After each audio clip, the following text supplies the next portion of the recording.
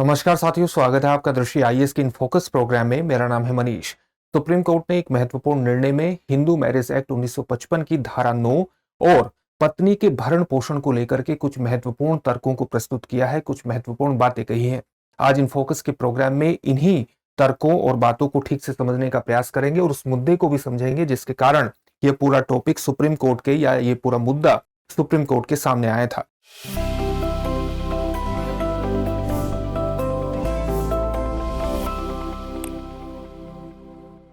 सबसे पहले देखते हैं कि इस पूरे टॉपिक के अंतर्गत किन पक्षों पर बात होगी। सबसे पहले खबर को विस्तार से जानना है। इसके बाद हम देखेंगे कि कॉन्जुगल राइट्स जो कि वैवाहिक संबंधों की पुनर्स्थापना से संबंधित हैं और हिंदू मैरिज एक्ट की धारा 9 इसको व्याख्यायित करती है, इसको परिभाषित करती है। तो वैवाहिक संबंधों की पुनर्स्थापना पर जो ये धारा 9 है, ये क्या कहती है, ये किस तरह से इससे जुड़ी हुई है, इस पर चर्चा करेंगे। फिर देखेंगे कि सुप्रीम कोर्ट ने अपने निर्णय में किस प्रकार से स्त्री के भरण पोषण के अधिकार को ज्यादा तरजीह दी है, ज्यादा प्राथमिकता दी है। उसका पक्ष लेने की बात अन्य कोर्ट से कही है कि अन्य न्यायालयों के पास भी अगर इस तरह के मामले सामने आते हैं तो वो स्त्री के भरण पोषण जैसे मुद्दों को ज्यादा पक्ष दे, ज्यादा प्राथमिकता दे। तो भरण पोषण और कॉन्जुगल राइट्स के बीच कानूनी विवाद क्या है, इसको समझने का प्रयास करेंगे। सुप्रीम कोर्ट ने पत्नी के पक्ष में फैसला क्यों दिया है, उसके भरण पोषण के पक्ष में फैसला क्यों किया है, इस मुद्दे को भी समझने का प्रयास करेंगे। और कॉन्जुगल राइट्स या वैवाहिक अधिकारों की पुनर्स्थापना पर कानूनी बहस की स्थिति क्या है, यह मुद्दा वर्ष 1983 से ही लगातार चर्चा में है, जब आंध्र प्रदेश हाई कोर्ट ने इस पर एक महत्वपूर्ण निर्णय दिया था। इस मुद्दे को या इस पक्ष को समझने के बाद आपके लिए एक अभ्यास प्रश्न होगा जिसका उत्तर आपको कमेंट बॉक्स में कमेंट करके देना होगा।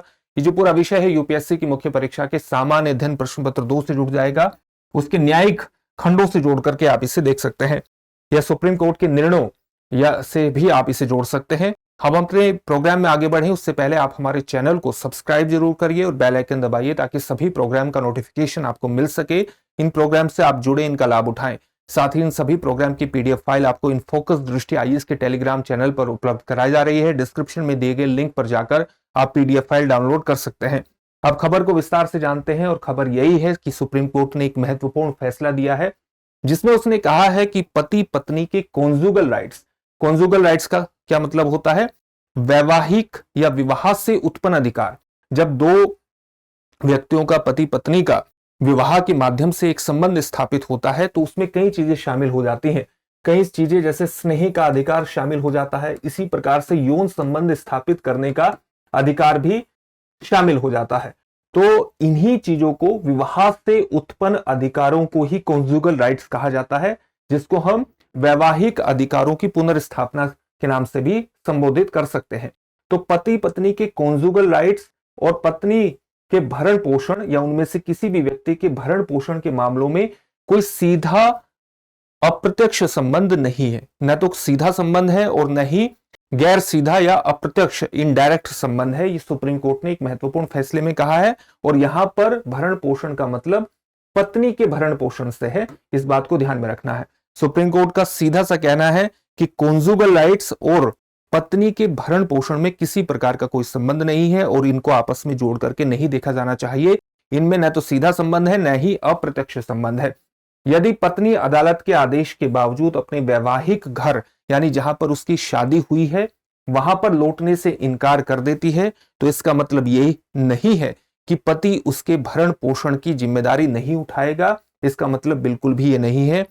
भले ही वो कॉन्जुगल राइट्स के आदेश का उल्लंघन करती है, उसके बावजूद भी पति को उसके भरण पोषण के लिए उसको जो भी राशि देनी होती है, जो भी राशि निर्धारित है, वो देनी ही होगी। इसका मतलब सीधे तौर पर है कि पत्नी को भरण पोषण मिलेंगे, भले ही वह अदालत के आदेश के बावजूद अपने वैवाहिक घर वापस न जाए। इस फैसले में यह बात कही गई है। यहां पर एक महत्वपूर्ण मुद्दा आ जाता है, वैवाहिक संबंधों की पुनर्स्थापना यानी कॉन्जुगल राइट्स पर कानून क्या है।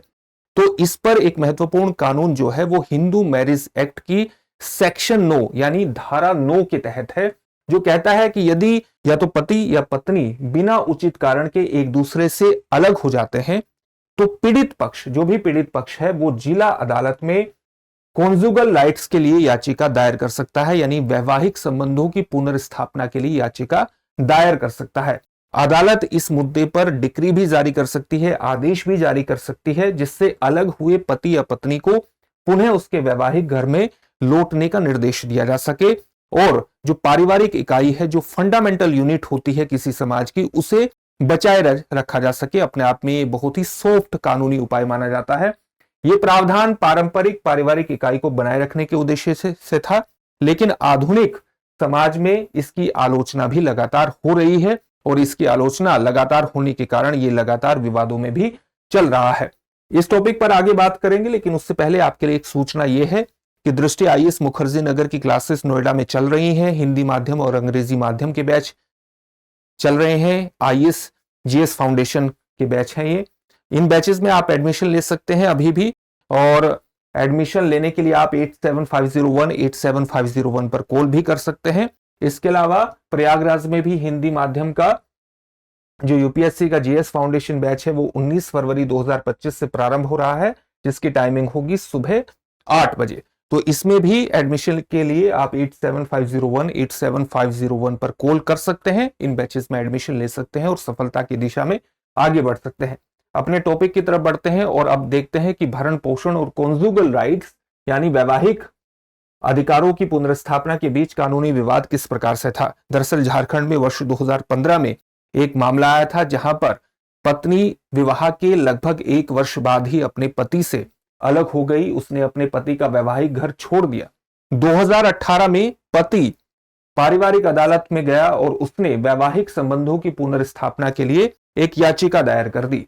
पत्नी ने अगले साल यानी वर्ष 2019 में भरण पोषण के लिए जो दंड प्रक्रिया संहिता 1973 की धारा 125 है उसके तहत याचिका दायर की और ये कहा पत्नी ने कोर्ट में कि उसकी उपेक्षा की गई है और वो अपना भरण पोषण करने में असमर्थ है, इसलिए भरण पोषण उसका सुनिश्चित किया जाना चाहिए।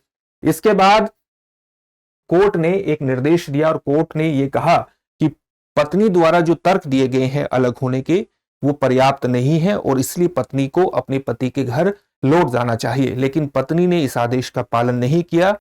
लेकिन आदेश का पालन न करने के बावजूद भी पति ने उसके खिलाफ मुकदमा दर्ज नहीं किया। हालांकि वो सिविल प्रक्रिया संहिता 1908 के तहत ये मुकदमा दायर कर सकता था।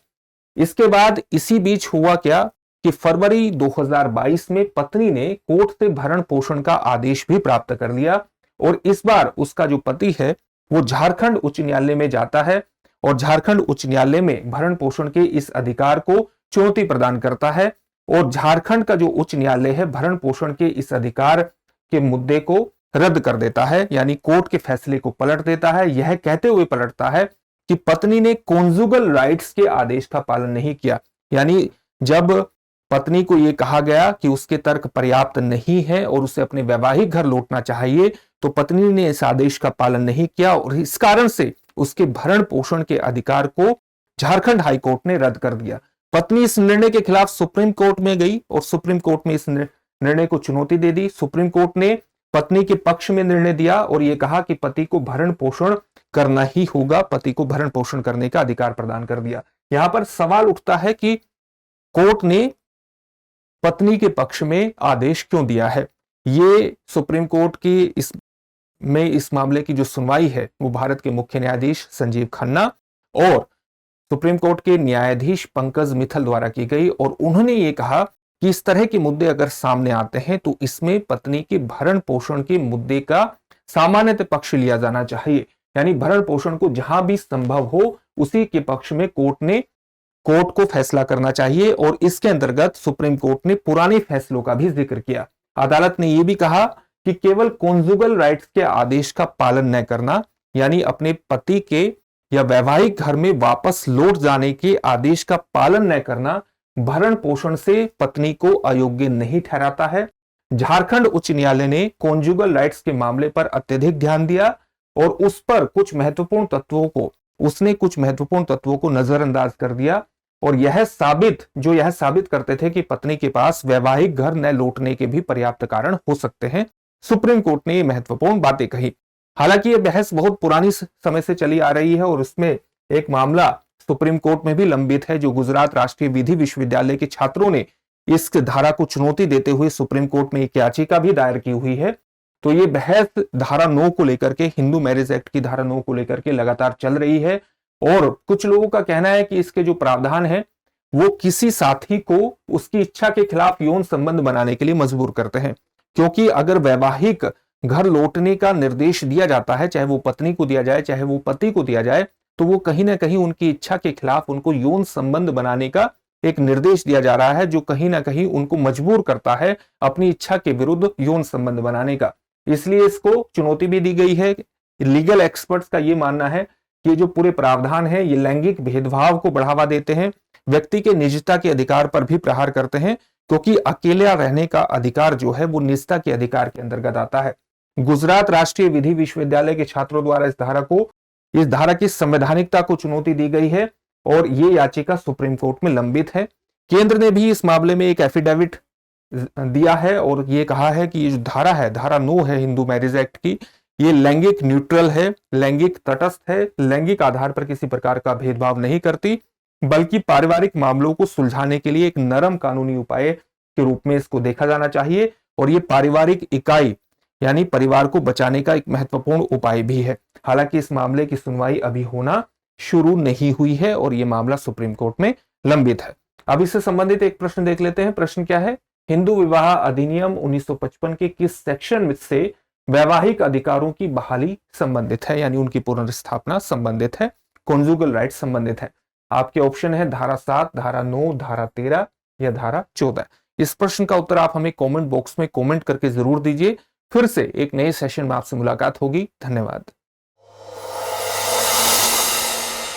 डियर व्यूअर्स, अपने एग्जाम की तैयारी को और बेहतर करने के लिए हमारे चैनल को लाइक, शेयर और सब्सक्राइब करना न भूलें।